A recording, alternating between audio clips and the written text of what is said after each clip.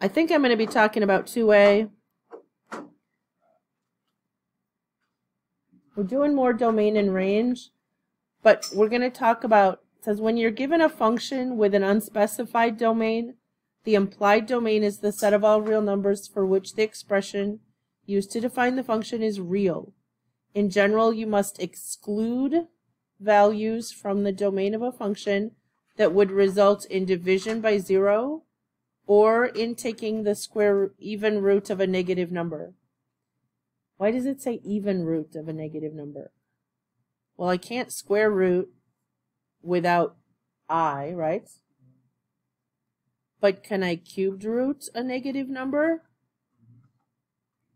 Yes, everybody with me? Because negative 2 times negative 2 times negative 2 would be negative 8. So it's okay to take an odd root of a negative number. But if we had like a fourth root of a negative, it doesn't work. Okay, it's got to be... Sorry. So in general, I think you have this on your paper. The domain of a function, okay, is restricted by a radical or a denominator. The denominator cannot equal 0, and any number under an even root, okay, must be greater than or equal to 0. Otherwise, the domain is all real numbers. Students struggle so much. I don't get the domain. I can't figure out the domain. I can't find the domain. It's all real numbers unless there's an x in the denominator or unless there's an even radical and there's an x underneath the radical. Okay, needless to say, we're going to practice a lot of those. Okay, but otherwise it's all real numbers. If a relation is not a function, the domain can be trickier. Oh, we're not going to do many of those, but okay. So example 4 says state the domain of this. Okay, this is not all real numbers because there's x's in the denominators. The denominator, whatever it is, cannot equal 0. So if I factor this, I say x can't equal 0, or x minus 6 can't equal 0, which would make x unable to be 6. So solving the excluded values for domain are x cannot equal 0 and x cannot equal 6. So in interval notation, you would say everything from negative infinity up to what? 0 would be the leftmost. Together with everything from 0 to 6. Together with everything from 6 to infinity. Now, no one seems to understand this when I write it this way. Everybody thinks, well, it clearly says 0. It says it 2 places. Because it's not a square bracket, this means up to negative 0.00001, right? Almost up to 0. And then everything starting at positive 0.0001, above 0, but not 0. And the same thing here. Now, I am not going to make you write interval notation that way for very many of these. Most of the time when we get to the whole chapter, where the section where we do rational functions and graphing, I would just let you write x cannot equal 0 or 6. Okay? I'm down with that. But that's what interval notation would look like. Okay, determine if each relation is a function and state the domain and range. What's the easiest way to do that for these, for most of us?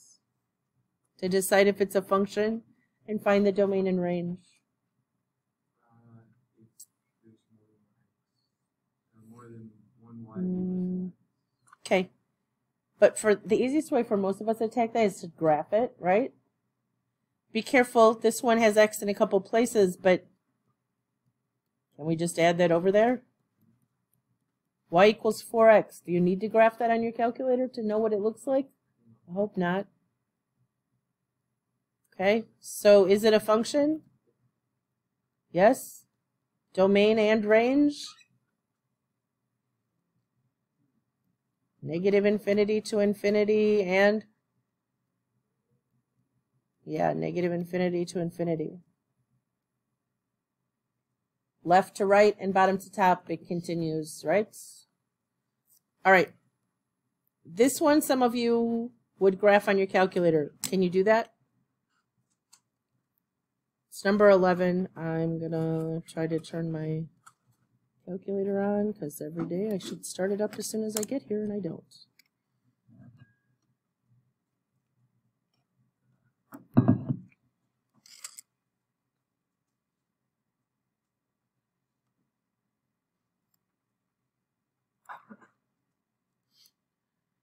Brandon, can you read it? Was it square root of, and then what? Negative 3x minus 2. Yeah, I'm just going to do a Zoom standard. Okay, now, very misleading. Anybody know what's misleading about this? What, Jack? That would be the assumption, if you've done enough of these, that it stopped because it goes straight down.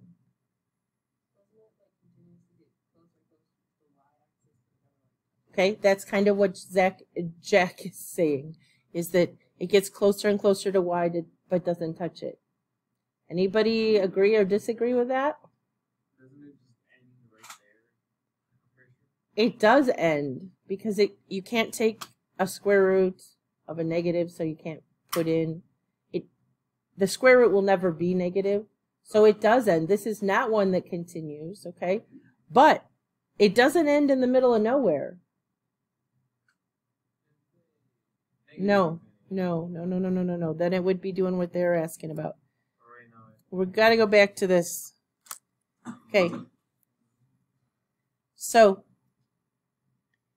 the range is actually pretty visible. First of all, did it pass the vertical line test? Yes, it is a function. Okay. Do you remember what I just said about domains? The domain is all real numbers, always, unless there's a denominator with an x in it or a radical. Is there a radical in this question? When there's a radical, it says right here, the radical must be what? Greater than or equal to 0. So underneath the radical must be greater than or equal to 0. Help me solve that real quick. Add 2 over there. And then what?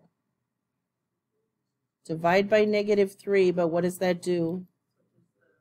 Yeah, flips the inequality, so we get x is less than or equal to, which is why the graph was going off to the left, negative 2/3. Now, when I look at this graph, does that look like it's going to negative 2/3 on the x? Doesn't even look like it's touching the x on my screen. Okay? We could try zooming in. Still looks like it never hits the x-axis, right? But if I type trace negative 2 divided by 3, is it undefined there? No. It looks like the graph isn't even hitting. And I don't know if we did it zoom decimal, if we zoomed in again. I don't know that we'd ever see it actually touch. No, it totally looks like it doesn't, but it does. Okay? Yeah, not enough pixels is exactly right. Good call. But there sure looks like enough pixels on that. Yeah. So, how do we switch this to interval notation? Because this is the kind of domain you get wrong because it's not on your calculator looking that way. How do we switch that to interval notation?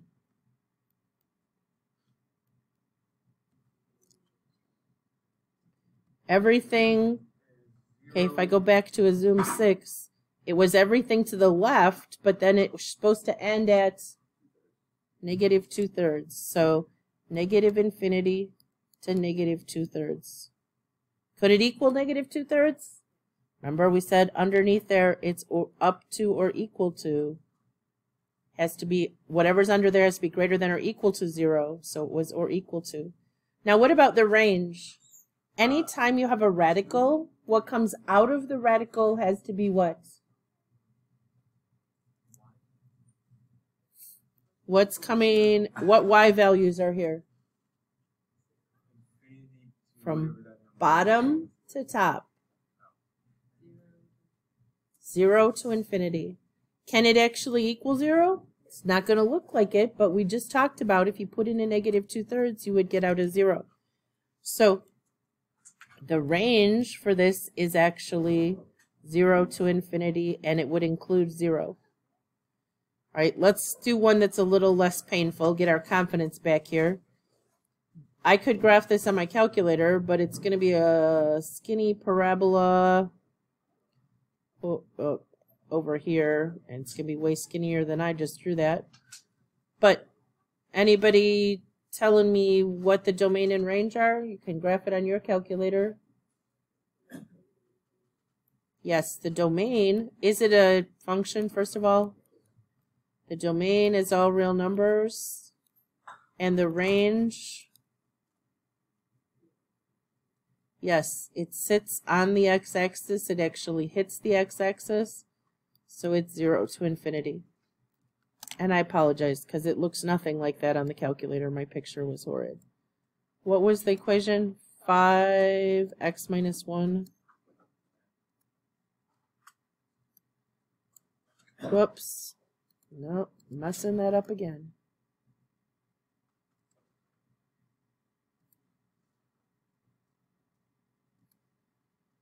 Okay.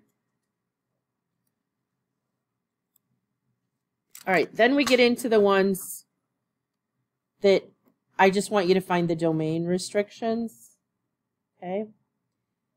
Anytime you have an x in the denominator, the denominator cannot equal what? Every other number works, but this can't equal 0. So we want to find what would equal it to 0. What are our options? Let's go to the quadratic formula. Does that sound fun? No. What do you want to do? X minus 5 and minus 3. Does that work? Okay. So what would make that 0 would be if x were 5 or 3. But those are actually the restrictions. So how do we write, just for practice, how do we write that in interval notation?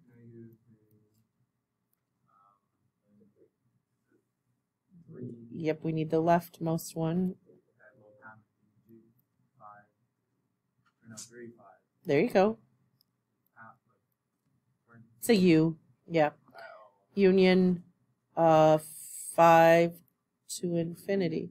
This is what the graph looks like, by the way. If you set a decent window, it is undefined at 3 and then over here at 5. Vertical asymptotes, remember those? Why is it cut in half? That comes from the fact that there are, as each undefined place in X happens, something different happens to the Y. We'll study these a lot later. And I did not ask for the range for this one, because the range can be very tricky to find on those. So all we ask on the quiz is domain. Okay, does the top affect the domain? No. Only the denominator. Now, normally with a radical, we would say what's underneath the radical has to be greater than or equal to 0. Does anyone know why there's a little bit of a trick to this one?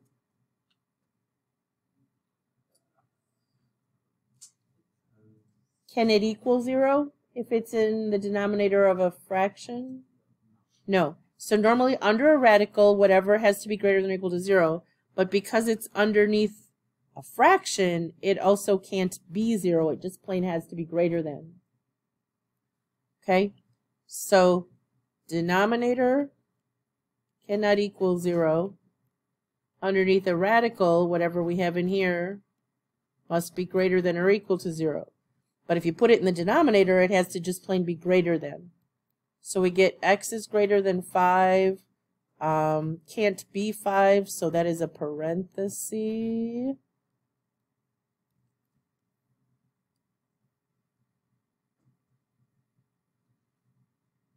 It's still a function, by the way. And number 15, can you try that one? Denominator cannot equal 0.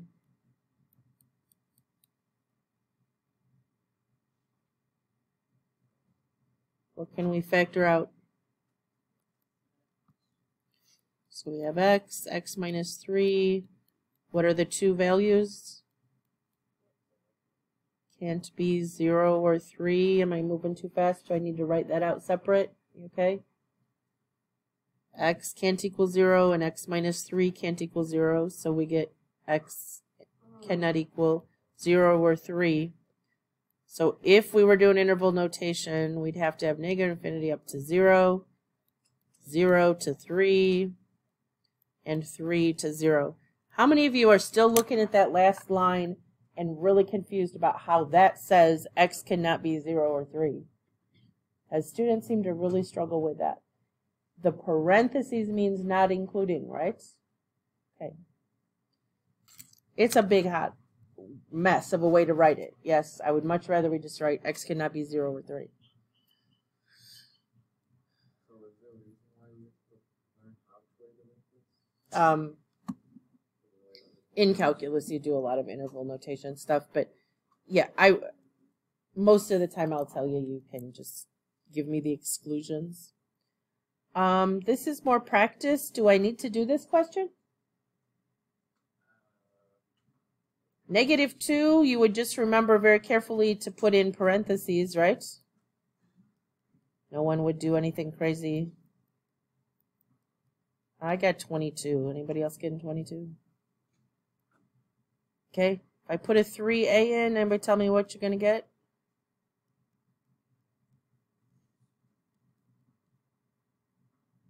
Xavier, what'd you get? Anybody want to argue with him? Everybody would remember to get 9a squared. I probably would have written 6a squared. How about you? Yeah. It's frustrating. Okay, put in an x minus 4. I want you to try this one on your own because I want to know if you know how to FOIL that out. Because, man, I get frustrated.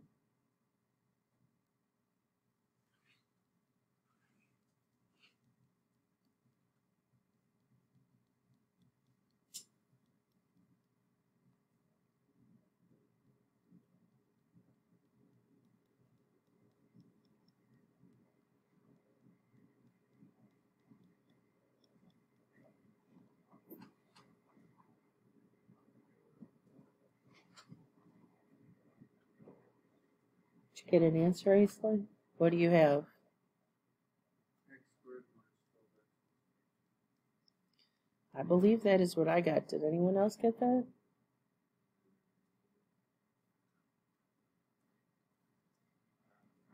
This is foiling this out. Then I distributed back here. And then I combine life terms. -4, -4, -4 x's was -12 x's. 16 plus 16 plus 10. 42. Pretty easy to make a sign mistake, though. You gotta be real careful.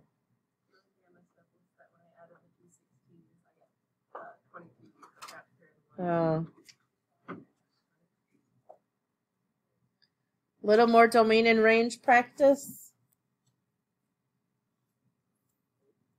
Brandon S., can you tell me the domain on this one?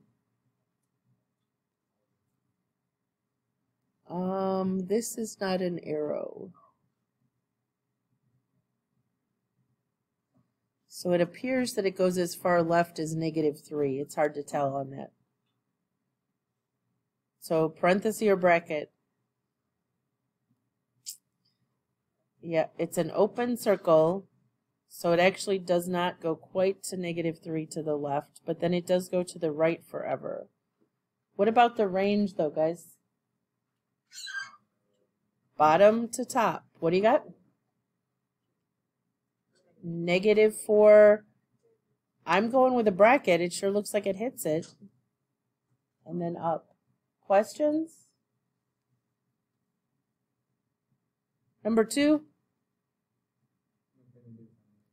Yeah, for both, right? Everybody good? All real numbers. All real numbers.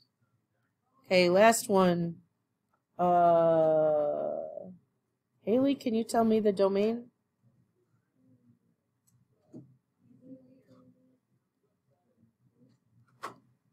Parenthesis or bracket? Jeff.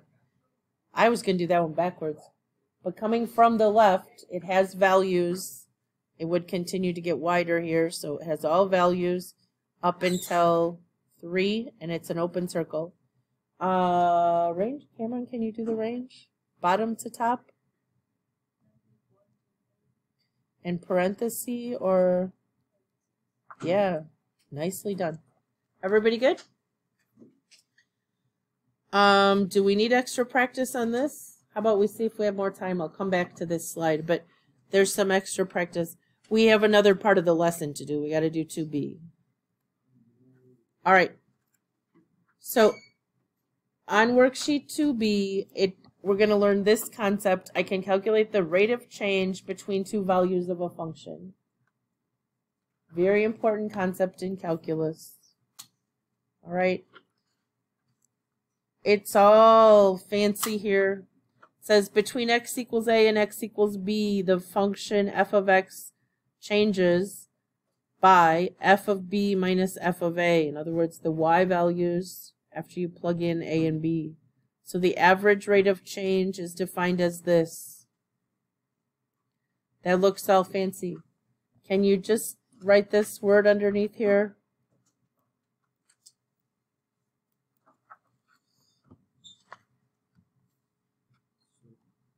Okay, what we're going to do is we're going to plug in the values and get, so they're saying, this is the fancy notation. If you want to know the rate of change between A and B are the x's, and then you plug A into the function and B into the function, and you get out y values, and then you find the slope. That's what this mess is, okay? Well, that's all complicated, fancy, schmancy notation.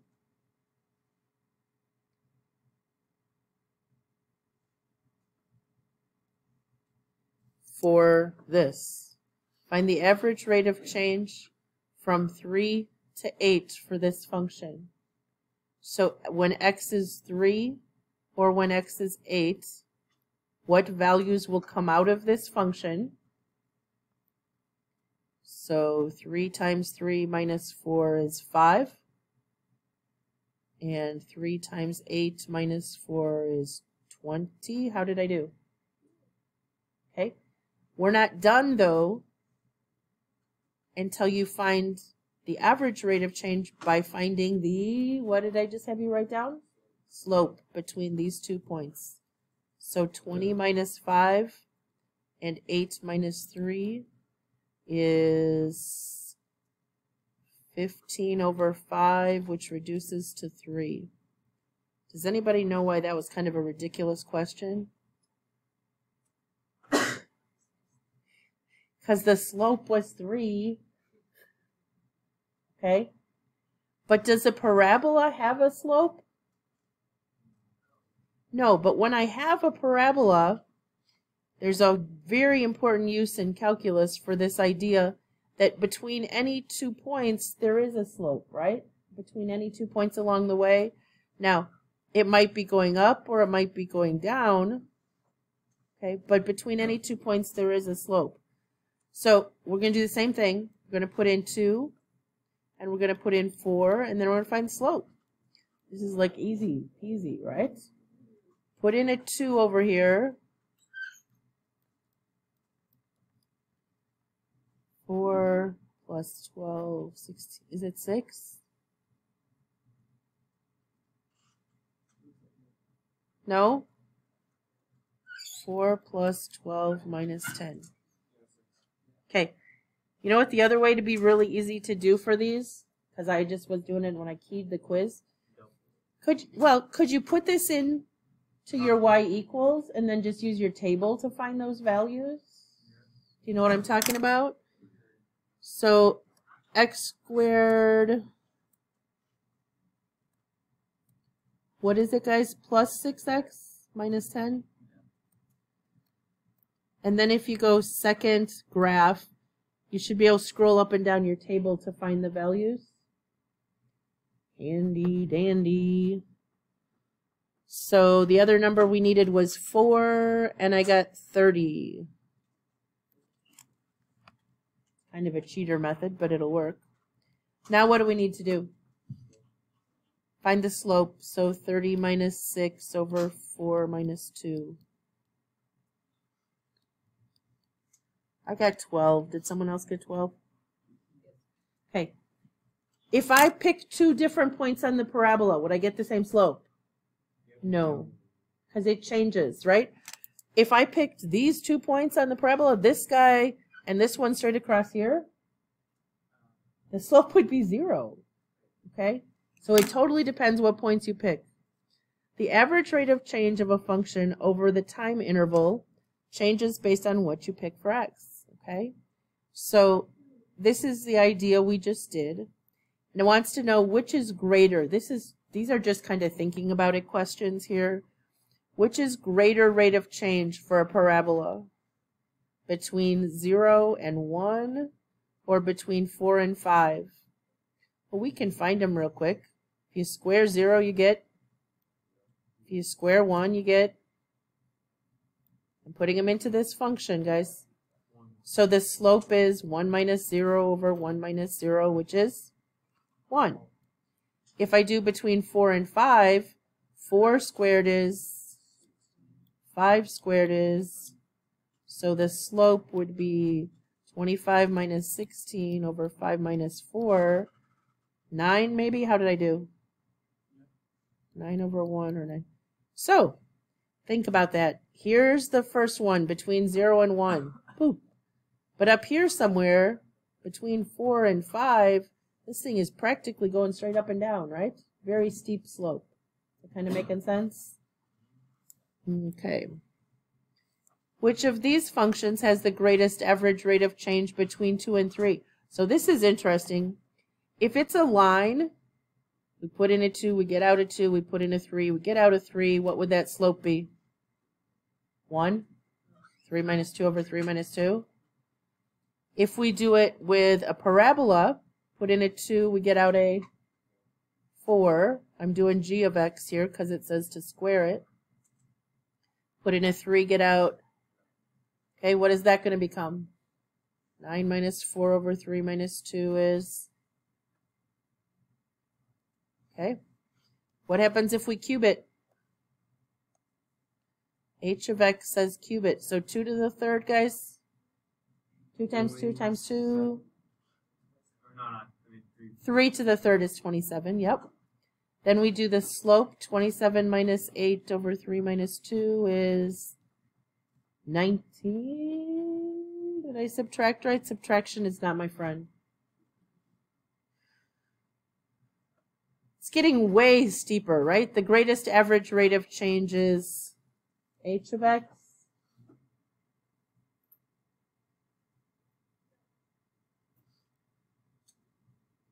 Okay, this is the entire concept of limits. Okay, from 1 to 1.1, just type these for me and then we'll find the slopes. If you put in a 1 and you square it, you get out a 1. If you put in a 1.1 and you square it, what do you get out, guys? 1.01? No, 1.021? 0.21, okay.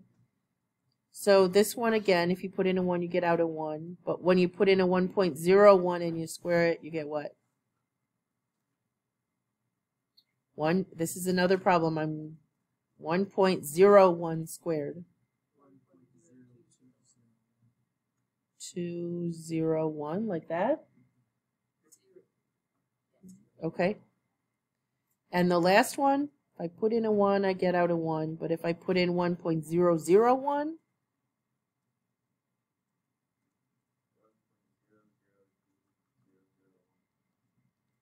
like that. Okay. So what is the slope? Well, 1.21 minus 1 would be 0.21. Are you with me?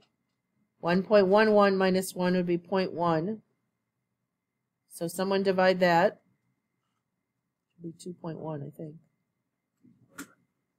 Okay. That was A's slope. What about B? If I take 1 away... Oh, wait a minute. I didn't write that correct. No wonder I'm confused.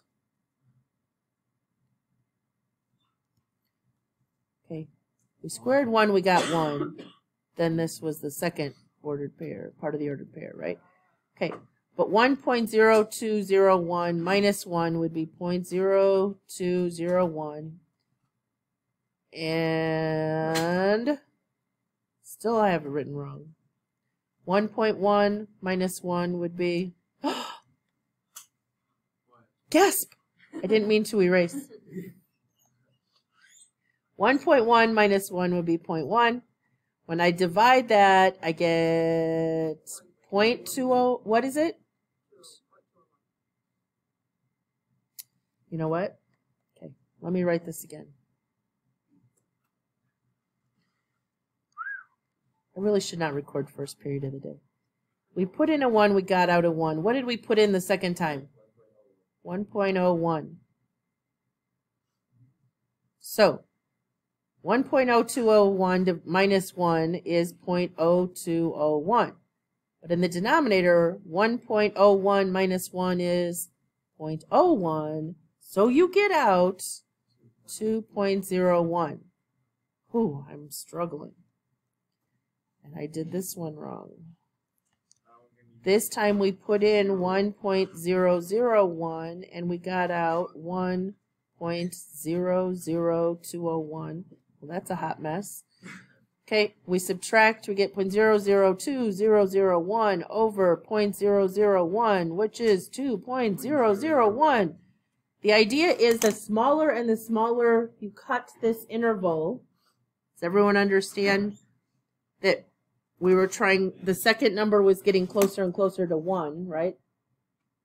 The second value we plugged in, 1.1, 1.01, 1.001, was getting closer and closer to 1. The closer the rate of change got to 2. That's the idea of a limit. And you will get to that in calculus. Okay. What does the average rate of change appear to be approaching as B gets closer and closer to 1? The rate of change is approaching 2. It's 2.1, 2.01, 2.001. It's getting closer and closer to 2. Oh, that's not us. Panic. I'm okay. The value you found in 5D is called the instantaneous rate of change. And it has enormous importance in calculus. Okay. So tonight, yay, you have time to get started again. You have 3 questions. No, that's not right. It's right on your white sheet. This is wrong. Gonna just go, forget that. But this is important. This is important, so please don't zone out. So do we do this on the bottom of the page? Do we scroll down? Wait a minute. It's on your homework check sheets. Okay, so we can do that one. Homework check 3. But I don't want that version. Okay, guys, this is what you're doing right here. But what is this little star? The little star here. That's because the directions are changing. Is that on the other sheet? I'm so not helpful here. Yes, change the directions here to say find the rate of change. Okay, for x equals 1 to x equals 3. Where does it say that? The purple sheet? And on the bottom of the actual homework? Okay. I'm sorry, my slide is messed up. I think this is actually the right numbers, but on your sheet it's listed better than that. It's listed as one assignment. Isn't it? Is that what you have down to do? 39, 41, 43? 77, 80, and then go back and do 66 through 72, the evens. Just find the rate of change. Okay, so before I shut the video off, I'm actually going to go to the Google Classroom. Ooh, yeah, let's see if that's even on that thing I put in Google Classroom. I posted the bookwork yesterday. PDF of the bookwork, okay? And my question is, that rate of change business is right here. Oh, look, I even put a note. Find average rate of change from x equals 1 to x equals 3. And I did number 66 for you. I did 64 for you, which wasn't assigned. Just kidding. But you put in a 1, and if it was a square root function, you'd get out a 1. You put in a 3, you'd get out square root of 3. And then you need to find the slope. So I got this mess. But that's what you're doing for these. Does that make sense, guys? Okay. You want me to just leave this up here so you can work on those 4 questions real quick while you remember how to do them? You got 4 minutes. Do 66 through 72. I think I can make it bigger, can't I? Here. There you go. What am I trying to do? I'm trying to stop my recording. Stop. Stop.